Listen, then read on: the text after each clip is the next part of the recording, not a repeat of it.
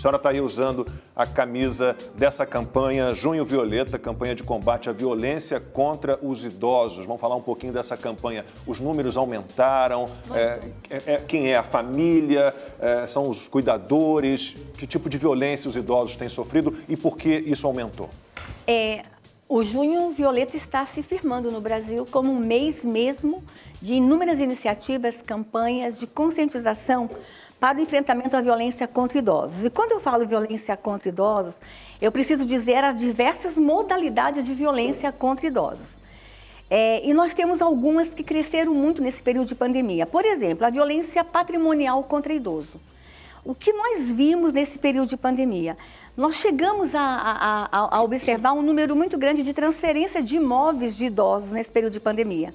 Nós observamos muitas procurações, e procurações inclusive de amplos poderes. O filho, o cuidador, o neto dizia, você não pode sair de casa, me dá uma procuração. E o que a gente percebeu com isso? Fraudes bancárias, transferência de imóveis, antecipação de herança. E nós precisamos atuar com relação a isso e precisamos falar. Se você sabe de algum idoso que está sendo vítima de uma fraude e de uma violência patrimonial, ligue 100. A partir do momento que nós começamos a falar sobre ligar no Disque 100, falar conosco sobre as modalidades de violência contra idosos, nós tivemos um aumento nos nossos canais de recepção de denúncias de violência contra idosos.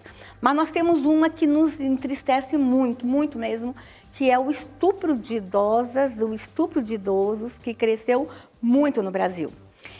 Inclusive o nosso canal Disque 100, quando ele faz a contagem da violência sexual e traz o recorte idoso, é de assustar. E nós temos casos de idosos de 91 anos, 88 anos, 90 anos. E o que a gente percebeu lá, Kombi, inclusive é uma disputa de se estuprar uma idosa, fazer a imagem, para negociar a imagem. E, geralmente, a idosa e o idoso não denunciam a violência sexual, porque é muita vergonha. Eles ficam com muita vergonha de denunciar.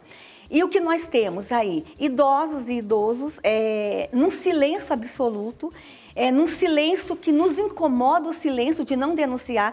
E por que não denunciam, às vezes, Amanda, a violência sexual? Porque geralmente o agressor é um filho, um neto, um sobrinho, o cuidador, o vizinho, alguém que está muito próximo. E o idoso tem medo de denunciar porque depois vai ficar na rua, vai ficar abandonado. Então, o que nós estamos fazendo nesse Junho Violeta? Mandando um recado direto para o idoso. O idoso que está nos assistindo agora, você não está sozinho, é obrigação do Estado te proteger. E como Estado, eu garanto, nós estamos nos organizando cada vez mais para não deixar nenhum idoso para trás. Aí a gente vem para outra violência, que é a violência física, e esta é também de angustiar. A gente vê, Amanda, por exemplo, imagens de filhos queimando o pai com maçarico no braço e amordaçando para não gritar. Nós agora, no dia 4 de dezembro do ano passado, nós deflagramos a primeira operação de proteção dos idosos no Brasil, uma operação policial. Nós estivemos em 1.800 municípios, com milhares de policiais na rua, e nós prendemos lá com 539 agressores de idosos. E nós chegamos em lugares porque nós tiramos idosos do cativeiro. As imagens são assim de...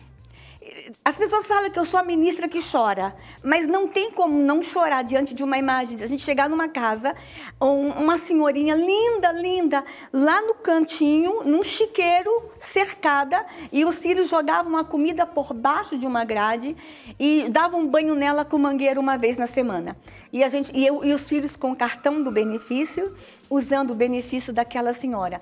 Nós libertamos do cativeiro muitos idosos em dezembro, e agora a gente volta a junho com a campanha Junho Violeta, e pedindo para a população nos ajude.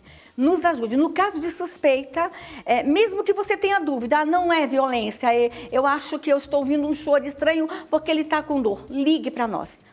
Deixa a nossa equipe ir lá e verificar se é ou não uma violência, se é ou não maus tratos, e nós temos que juntos fazer essa proteção dos idosos no Brasil.